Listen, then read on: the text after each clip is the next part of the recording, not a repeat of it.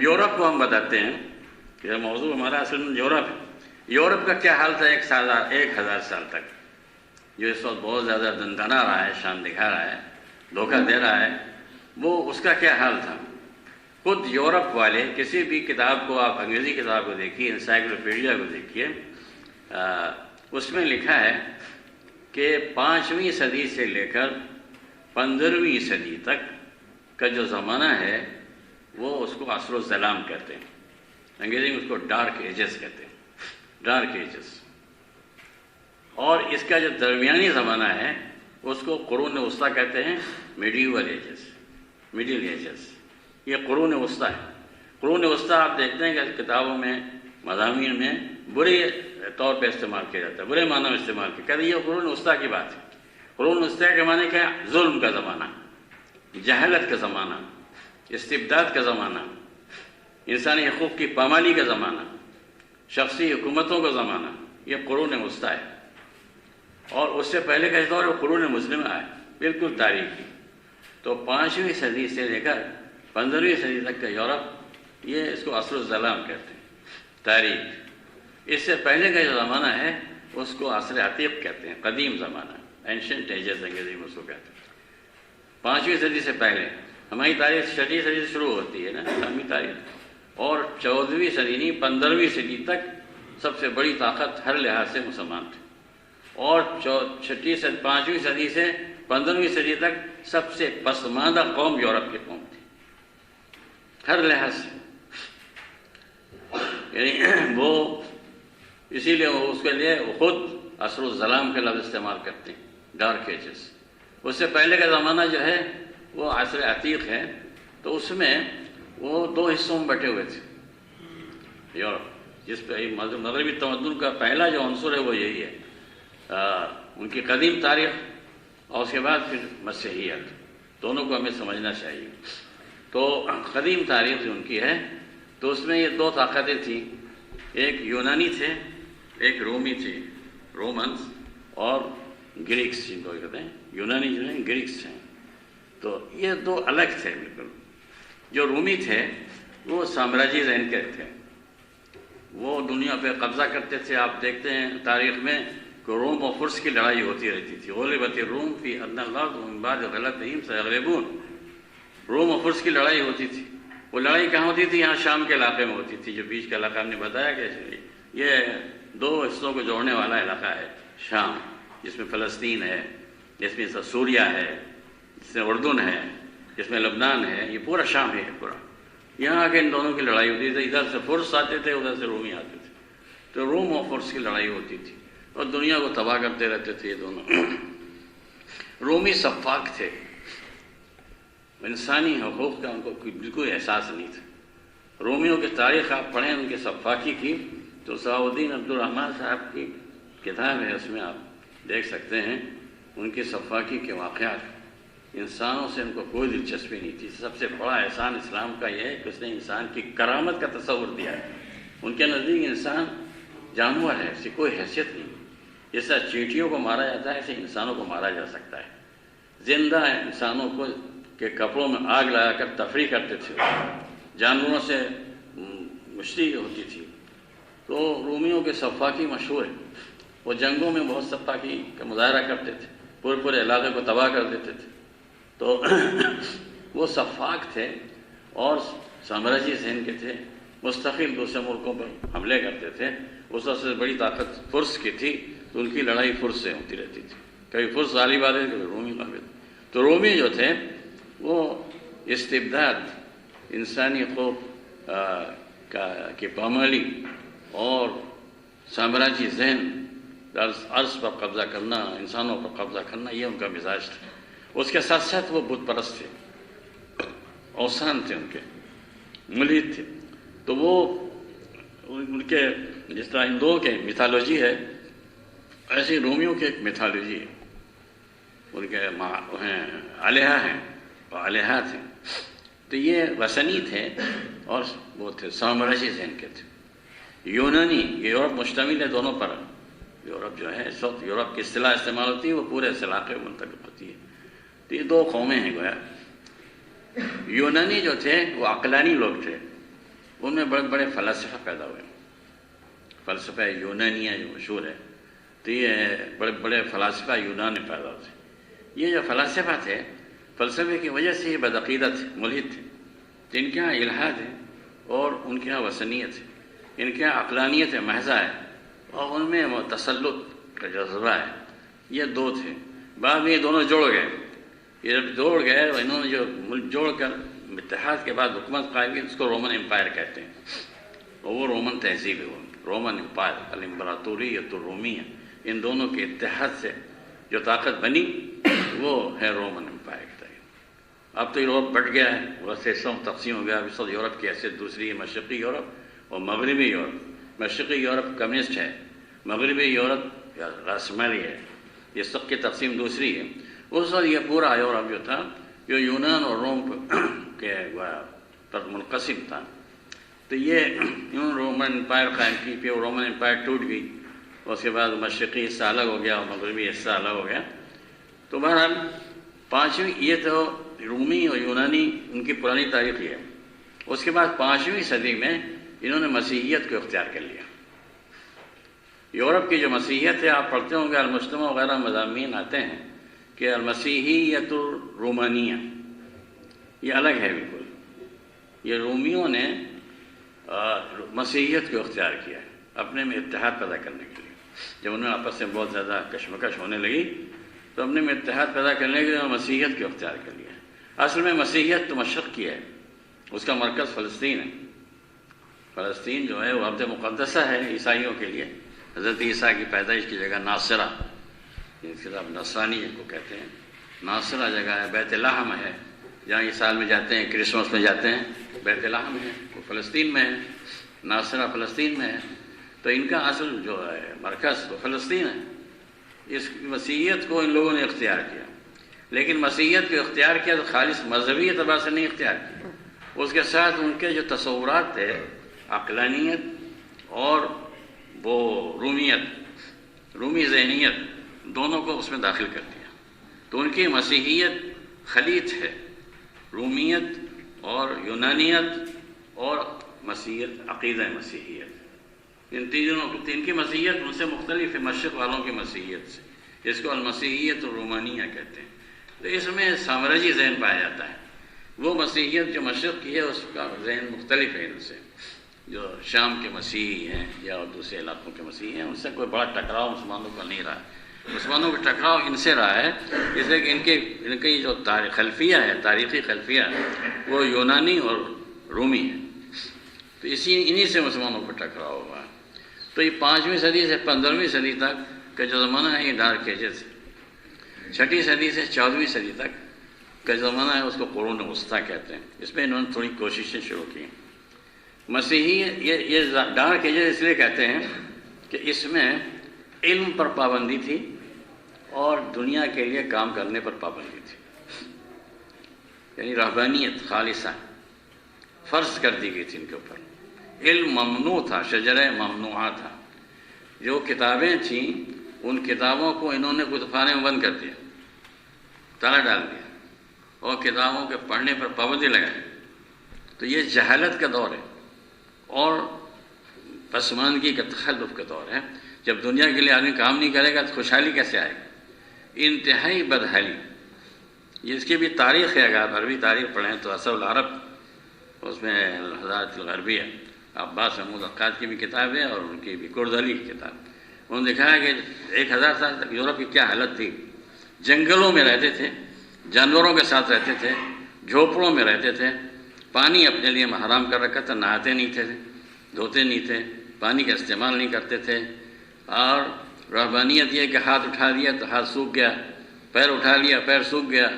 اس اپنے کو تکلیف پہنچانا وہ دین کا تقاضا سمجھتے تھے. اور اگر کوئی شخص عقل و علم کی بات کرے تو اس کو سخت سزائیں دی جاتی تھی. ان کے ایک عدالت تھی، اس کو محکمۃ التفتیش کہتے ہیں، انکویزیشن. آپ نے پڑھا ہوگا یہ لفظ. انکویزیشن میں یہ تھا کہ کوئی شخص اگر علم اور عقل کی بات کرتا ہے تو وہ خائن ہے، غدار ہے، اور اس کو سخت سزائیں دی جاتی تھی. ان کی سزاؤں کی بھی تاریخ ہے اور کتاب موجود ہے عربی میں، وہ آپ دیکھ سکتے ہیں یہ اپنے کو بہت مہذب کہتے ہیں، ان کی تاریخ اس لیے ہم بتا رہے ہیں، آپ کو معلوم ہونا چاہیے۔ کیلیں ٹھوک دیتے تھے، دیوار میں انسان کو جڑ دیتے تھے، دیوار میں چن دیتے تھے، صرف اس لیے کسی نے شکایت کر دی کہ یہ مذہب کے علاوہ کوئی بات کرتا ہے۔ صرف اس شکایت پہ، جیسے آج کل دہشت گردی کے بارے میں کہا جاتا ہے، شبہ پہ آدمی گرفتار ہوتا ہے، ایسے ہی اس شبہ پر کسی نے اگر شکایت کر دی راہب سے یا پادری سے کہ فلاں شخص کچھ عقل کی باتیں کرتا ہے، بائبل کے علاوہ کوئی بات کہتا ہے، تو اس کو پکڑ لیا جاتا تھا اور اس کو سخت سزائیں دی جاتی تھیں۔ بہت سے لوگوں کو صرف ایک بائبل کے نظریے کے خلاف بات کہنے پر پیڑ سے باندھ کر زندہ جلایا گیا۔ یہ خود ان کی کتابوں میں یہ باتیں لکھی ہوئی ہیں۔ زندہ جلانا اور کیلیں ٹھوک دینا جسم میں اور سخت اذیت میں ان کو مبتلا کرنا، یہ ان کے ہاتھ میں تھا۔ بادشاہ بھی ان کی سزاؤں سے محفوظ نہیں تھے۔ ان میں سے بہت سے بادشاہ ایسے تھے، ان کے بارے میں لکھا ہے 11ویں صدی تک یہ حال رہا ہے۔ ان کے ایک بڑے محقق نے لکھا ہے کہ 11ویں صدی میں یہ حال تھا کہ مسلمانوں کے شہروں دیہاتوں میں کتب خانے تھے اور پیرس اور لندن میں کتاب کا تلاش کرنا مشکل تھا، یہ کتاب نہیں ملتی تھی۔ 14ویں صدی میں ان کا ایک بادشاہ بیمار ہوا تو اس کے علاج کے لیے کوئی کتاب نہیں تھی، تو وہاں آ کر مسلمانوں کے یہاں کتب خانے سے کتاب لے گئے اور اس سے علاج کیا۔ اس کا علاج کی کوئی سہولت ان کے یہاں نہیں تھی، علاج کرتے ہی نہیں تھے وہ۔ صلاح الدین ایوبی کے زمانے میں ان کے ایک مشیر سفیر تھے ابن منقذ، اسامہ ابن منقذ۔ اسامہ ابن منقذ، صلاح الدین ایوبی کا زمانہ کون سا زمانہ ہے؟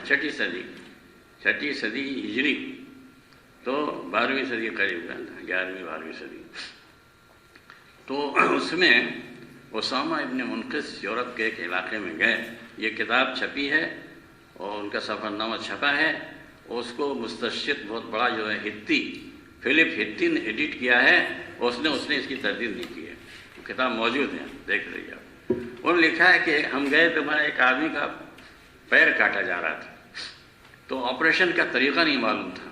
یہ بہت فخر کرتے ہیں، سرجری میں ہم نے بہت ترقی کی ہے، بہت گھمنڈ ہے ہوا ان کو، لیکن یہ اس زمانے کا حال ہے کہ انہوں نے لکھا ہے کہ فلپ ہتی نے اس پر کوئی حاشیہ نہیں لگایا، وہ کتاب نے پڑھی ہے کتاب۔ اسامہ بن منقذ بڑے ادیب و شاعر ہیں، وہ سفیر تھے صلاح الدین ایوبی کے۔ لکھا ہے کہ پیڑ سے اس کو باندھ دیا گیا تھا اور کچھ لوگ اس کے پیر پکڑے ہوئے تھے، ایک کلاڑی سے اس کا پیر کاٹا جا رہا تھا۔ کلاڑی پڑتی نہیں تھی صحیح، تو بار بار اس کو وہ آدمی تڑپتا تھا، اس کو بے ہوش کرنے کا طریقہ بھی نہیں معلوم ہوتا تھا۔ یہ بے ہوش کرنے کا طریقہ بھی مسلمانوں سے لیا ہے انہوں نے۔ یہ آج کل بے ہوشی دی جاتی ہے آپریشن سے پہلے، یا سن کر دیا جاتا ہے، یہ طریقہ بھی انہوں نے مسلمانوں سے لیا ہے۔ اگر آپ کتاب پڑھیں تاریخ التراث عربی بہت سسکین کی ہے، تو اس میں انہوں نے سب دکھایا ہے علمی طور پر یورپ نے کس طرح استفادہ کیا مسلمانوں سے، کن کن چیزوں میں، وہ سب چیزیں ان کو کوئی ان کا انکار نہیں کر سکتے۔ تو کلاڑی سے اس کا پیر کاٹا جا رہا تھا، کلاڑی پڑتی نہیں تھی، ویسے ایک مرتبہ صحیح کلاڑی پڑ گئی تو جو گودا تھا پیر گھٹنے کا وہ سب پھیل گیا، پورے فضا میں پھیل گیا۔ یہ واقعہ انہوں نے لکھا، تو یہ اس وقت ان کا حال تھا۔ تو 11ویں صدی کے بارے میں اس نے لکھا ہے کہ ہمارے یہاں کوئی کتاب نہیں تھی، جبکہ مسلمانوں کے بڑے بڑے کتب خانے تھے۔ ہمارے یہاں کتب خانوں کی تاریخ پڑھیے تو ہماری کتب خانوں کی تاریخ 30ویں صدی سے شروع ہو جاتی، بڑے بڑے کتب خانے تھے۔ صرف صاحب نے عباد کے بارے میں ہے کہ 40 اونٹوں پر کتابیں لے کے چلا کرتے تھے، 40 اونٹوں پر کتابیں لے کے چلتے تھے، سفر میں بھی پڑھتے تھے۔ اور کتب خانوں کا جو حال ہے، بغداد کتب خانہ اور مرتوا کا کتب خانہ، اسماعیلیہ کتب خانہ، ایسا تھا کہ وہاں لاکھوں کتابیں تھیں، پورا نظام تھا۔ علاج کا یہ حال تھا کہ نیا شہر آباد کیا جاتا تھا تو سب سے پہلے اس میں علاج کی سہولت رکھی جاتی تھی، مدرسہ قائم کیا جاتا تھا، اسپتال قائم کیے جاتے تھے۔ مسلمانوں میں بڑے بڑے اطباء پیدا ہوئے، ان اطباء کی تحقیقات ہی سے انہوں نے طب میں بھی ترقی کی۔ ابن سینا کے ظاہر سب سے بڑے ہوتے محقق تھے۔ تو مسلمان سب سے پہلے مسلمانوں کی تہذیب میں ضروری تھا کوئی بھی نیا شہر آباد کیا جائے تو مدرسہ اور مستشفیٰ۔ آپ تاریخ پڑھیں اسلامی تاریخ تو آپ کو یہ بات ملے گی۔ سب سے پہلے علاج معالجے کا انتظام کرتے تھے وہ، اور پھر اس کے ساتھ بازار، ضروریات زندگی کی سہولتیں، ان کے یہاں اس پر پابندی تھی، علاج پر پابندی تھی۔ یہ کہتے تھے کہ صرف وہ جو ہے جھاڑ پھونک کی اجازت ہے، اور اگر اس سے فائدہ نہیں ہوتا تو اس مریض کو لے جا کے جنگل میں ڈالاتے تھے کہ جو خدا کا حکم ہوگا وہ ہوگا، مرے جی ہے، زندہ رہے گا اٹھا لائیں گے، اچھا ہو جائے گا اور نہ مر جائے گا۔ یہ بات ان کے یہاں تھی، تو علاج نہیں کر سکتے تھے، وہ ان کے مذہبی عقیدے کے خلاف، علم حاصل نہیں کر سکتے تھے، جہالت تھی، دنیا کا کوئی کام نہیں کر سکتے تھے۔ یہ اجازت بہت بعد میں، ابھی چند صدی پہلے کلیسا نے اجازت دی کہ کلیسا کی ذمہ داریوں کو پورا کرتے ہوئے اپنی دنیاوی ضرورتوں کو آدمی پورا کر سکتا ہے۔ لوگ کہتے ہیں اسی کو سیکولرزم کہتے ہیں، سیکولرزم کی پیدائش اس سے ہوئی۔ جب کلیسا نے اس کی اجازت دی تو اس کے معنی مذہب اور دنیا کو جوڑا جا سکتا ہے۔ یہ اجازت ان کو ملی ہے ابھی، اور 14ویں صدی کے بعد، 14ویں صدی تک تو ان کا یہ سب چیزیں نہیں تھی۔ اسلام نے اس کی اجازت بہت پہلے دی تھی۔ اسلام کہتے ہیں دین و دنیا کے جمع کرنے کا نام، اسلام کی خصوصیت۔ کرامت انسان کا تصور جو تھا اسلام میں، وہ اسلام نے شروع ہی سے دیا ہے، کرمنا بنی آدم وحملناہم فی البر والبحر، تو کرامت انسان کے بارے میں بتایا کہ یہ تصور ان کا نہیں تھا۔ تو ہر لحاظ سے پسماندگی 1000 سال تک، اس 1000 سال میں مسلمانوں کی یہ حالت تھی اور یورپ کی حالت یہ حالت تھی۔ انہوں نے 12ویں صدی میں جا کر علم حاصل کرنا شروع کیا۔ یہ تاریخ ہے، آپ ان کی تاریخ علم پڑھی آپ، اور استشراق کی تاریخ میں بھی یہ باتیں آتی ہیں۔ 11ویں صدی میں چھپ کر لوگ گئے علم حاصل کرنے کے لیے، جیسے کہ ان کے ہاں ممنوع تھا علم حاصل کرنا، تو وہ گئے اندلس۔ اندلس یورپ ہی میں ہے، یورپ کا ایک حصہ تھا اندلس، وہ زیادہ آسان تھا وہاں پہنچنا۔ قاہرہ تھا، یورپ سے قریب تھا، لیکن سب سے زیادہ استفادہ انہوں نے کیا ہے، ان کی علم کی ابتدا ہوئی ہے اندلس سے۔ کچھ لوگ چھپ کر اندلس گئے اور وہاں انہوں نے علم حاصل کیا۔ پھر وہ لے کر فرانس آئے۔ جب فرانس آئے تو انہوں نے علم کی باتیں بتائیں تو ان کو لوگ کہنے لگے یہ ساحر ہے، جادوگر ہے، مارو اس کو، یہ کیسی باتیں کرتا ہے۔ علم کی بات ان کے نزدیک سحر تھی، جادو۔ یہ انہوں نے خود لکھا ہے، اس کا نام دساسی ہے، سب سے پہلا فرانسیسی شخص جو علم حاصل کرنے گیا، دساسی، اس کو ساحر سمجھے۔ اس کی جس نے تائید کی اس کو بھی انہوں نے، اس کی بھی پٹائی کی کہ پاگل ہے، ہاں سے پاگل ہو کے آ گیا، کیسی باتیں کرتا ہے۔ یہ حال ان کا تھا۔ 11ویں صدی میں یہ حال تھا ان کا، پڑھنے کا مطلب جو جس نے پڑھا تو وہ ہو گیا، ساحر ہو گیا۔ 11ویں صدی تک یہ حال تھا۔ 14ویں صدی تک ان کے ہاں جو مراکز علم قائم ہوئے ہیں، سب سے پہلے 13ویں صدی میں قائم ہوئے۔ آکسفورڈ، کیمبرج اور فرانس کے جو مدرسے ہیں، یہ ان کی ابتدا ہوئی 13ویں صدی میں۔ تو 13ویں صدی میں کس طرح حاصل وہ مدرسے قائم ہوئے؟ پوپ سے یہ کہا گیا، وہ وصیت موجود ہے، وصیت موجود ہے۔ 13ویں صدی میں ایک شخص تھا، ان کا بادشاہ فرانس کا، لوئس خان، اس کو کہتے ہیں لوئس تاسع، لوئس نہم۔ لوئس نہم جنگ میں شکست ہوئی اس کو، وہ مصر میں حملہ کیا اور مصر میں وہ گرفتار ہو گیا۔ وہاں سے نکل کے گیا تو مراکش گیا، وہاں وہ بیمار ہو گیا، اور بھی مرنے لگا، تو اس نے ایک وصیت نامہ لکھا ہے، وہ وصیت نامہ موجود ہے، اسے کوئی انکار نہیں کر سکتا۔ اس نے یہ لکھا ہے کہ مسلمانوں کو ہم شکست نہیں دے سکتے، 300 سال سے ہم لڑ رہے ہیں مسلمانوں سے۔ یہ آپ کو معلوم ہے، صلیبی جنگیں، دعوت عظیمت میں آپ پڑھیے تو اس کا ذکر ہے 11ویں صدی سے 13ویں صدی تک صلیبی جنگیں ہوئی، مستقل عسکری لحاظ سے انہوں نے مسلمانوں کو پر غلبہ حاصل کرنے کی کوشش کی، اور سارا یورپ جمع ہو جاتا تھا، مجتمع ہو جاتا تھا، فرانس، برطانیہ اور جتنے بھی ممالک ہیں، اٹلی، جمع ہو کر مسلمانوں سے لڑتے تھے۔ تو اسے لکھا ہے کہ یورپ مجتمع ہو کر بھی لڑتا ہے تو اس کو کامیابی حاصل نہیں ہوتی، اور ہم اتنے کئی سو سال سے اس کا تجربہ کر چکے ہیں۔ اب ایک راستہ ہے کہ مسلمانوں کے عقائد بدلے جائیں، عقائد بگاڑے جائیں، ان میں جو جذبہ ہے جان دینے کا، شہادت کا، جہاد کا، اس جذبے کو کمزور کر دیا جائے، جس کو کہ آج کا تعبیر تشفیف و منابع، تشفیف المنابع۔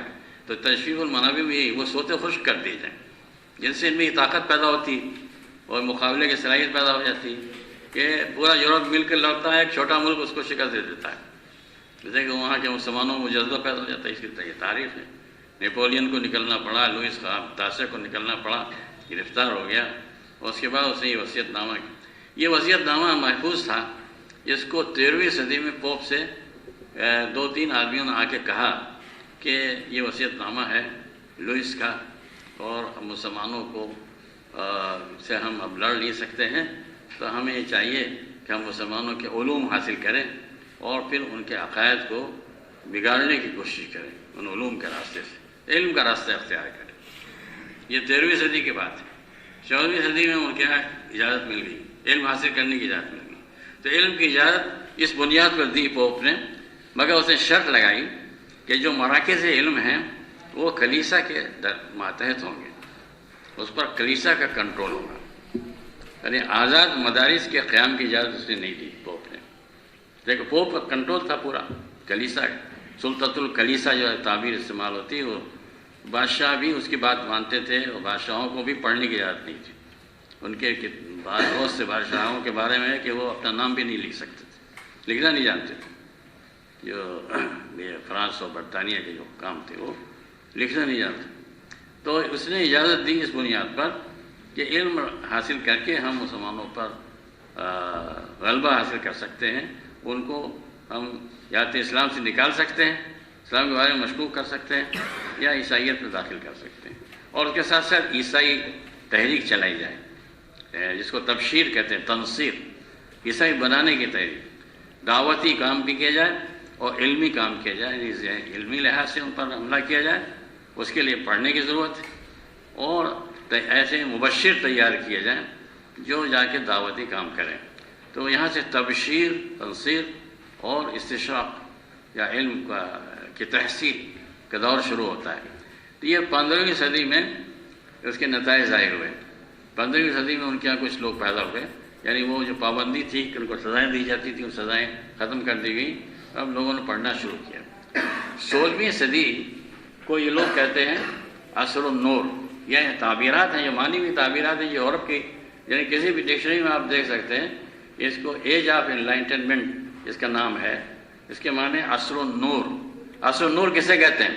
عصر النور یعنی جہالت جس میں دور ہو گئی، علم کے دور میں داخل ہو گیا۔ یہ 16ویں صدی ہے۔ 16ویں صدی میں وہ علم کے راستے میں داخل ہوئے، لیکن وہ شاگرد تھے مسلمانوں کے، ان کے پاس کوئی علمی سرمایہ نہیں تھا۔ جو کتابیں پڑھانی شروع کی انہوں نے، وہ ان کتابوں کا بھی تذکرہ ملتا ہے، مسلمانوں ہی کی کتابیں پڑھنی شروع کی، خاص طور سے یہ فلسفہ ہے، علم طب ہے، اور اس طرح جو علوم طبیعیہ ہیں، اس میں جو مسلمان فلاسفہ تھے ان کی کتابیں انہوں نے پڑھنا شروع کی۔ نصاب میں داخل ہوئی عربی کتابیں، پھر ان کے ترجمے ہوئے، پھر اس میں ترجموں میں انہوں نے مزید تحقیق کی۔ تو 16ویں صدی ہے۔ 17ویں صدی میں ان کے یہاں کچھ علماء پیدا ہوئے۔ علماء کا عہد ان کا 17ویں صدی ہے۔ وہ علماء جو پیدا ہوئے تو وہ یہ 16ویں صدی کے دور کے پیداوار تھے۔ 18ویں صدی میں انہوں نے باہر نکلنا شروع کیا ہے، اور 19ویں صدی میں ان کو غلبہ حاصل ہو گیا، انہیں اپنی فوج کو منظم کیا، علم حاصل کر کے کارخانے قائم کیے، اس سے ان کے یہاں خوشحالی آئی، پھر اپنے کو انہوں نے منظم کیا۔ صلیبی جذبہ ان کے اندر پایا جاتا تھا، مسلمانوں کا غلبہ حاصل کرنے کا جذبہ جو صلیبی جنگوں پیدا ہوا تھا اور اس پوری تاریخ میں پیدا ہوا تھا، اس جذبے سے پھر مسلم ملکوں کو انہوں نے نشانہ بنایا۔ یہ ان کی ایک تاریخ ہے، اس کے بعد کی چیز انشاءاللہ۔